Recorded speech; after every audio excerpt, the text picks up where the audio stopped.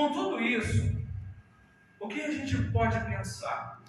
Deus vê e Deus conhece o sofrimento que são suportados por seus servos. O zelo pela obra de Deus, frequentemente, ele vai envolver algum sacrifício. Ele vai envolver fé. Ele vai envolver perseverança. E aqui devemos nos lembrar que a nossa esperança, ela não repousa em nossos próprios méritos, mas na fidelidade da aliança que foi realizada entre Deus e nós. Deus, ele é fiel à sua aliança. E nós? Será que nós somos fiéis à aliança para com Deus? Será que nós somos fiéis ou nós quebramos a aliança com Deus mediante a nossa desobediência e infidelidade? As aflições dos santos, elas nunca são ignoradas por Deus. Em Atos capítulo 13, verso 22, lá em Atos tem uma frase que sempre é repetida por nós em nossos lábios, quando nos referimos a Davi.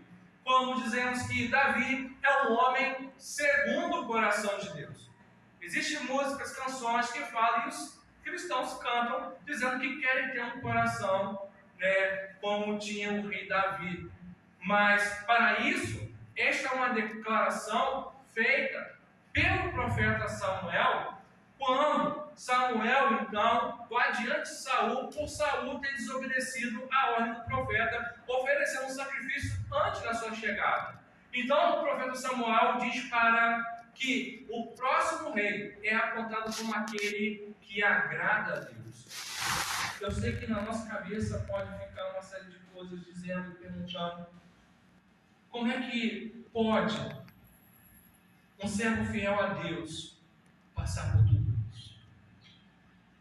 Mas, mesmo Davi, sendo um homem segundo o coração de Deus, Davi, ele não ficou isento de cometer pecados. Davi não ficou isento de passar por aflições. Davi não ficou isento de não passar por sofrimentos. Um verdadeiro servo de Deus, um verdadeiro adorador de Deus, não é aquele que serve e adora a Deus quando tudo está muito bem em sua vida, quando ele não tem dificuldades para enfrentar. Não é aquele que serve a Deus somente porque quer alguma coisa em troca.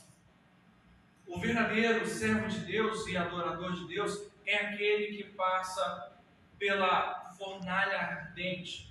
Quando nós observamos um ferro, quando ele é colocado junto ao fogo, e ali então o ferreiro ele pega aquele metal em brasas vivas e ele começa a dar formato àquele ferro. E assim Deus, ele faz conosco. Deus, em nossas vidas, ele nos coloca em uma fornalha e vai nos forjando diante das situações que muitas das vezes para nós elas são inimagináveis em nossas vidas. E o que dá beleza a servir a Deus é que continuamos servindo a Deus e adorando a Deus, porque entendemos e compreendemos que Ele está nos forjando. Não é na primeira situação difícil, dramática, que nós vamos fugir e abandonar a fé ou abandonar a Deus.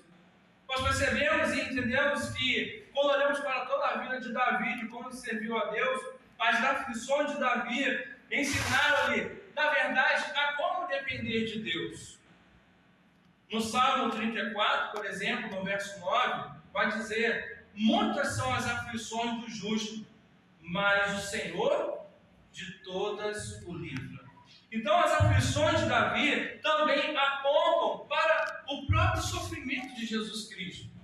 Davi foi um rei perseguido e rejeitado. Jesus Cristo foi o rei perfeito que sofreu a maior de todas as humilhações e foi rejeitado. Foi crucificado, foi morto para salvar o seu povo, para salvar a sua igreja.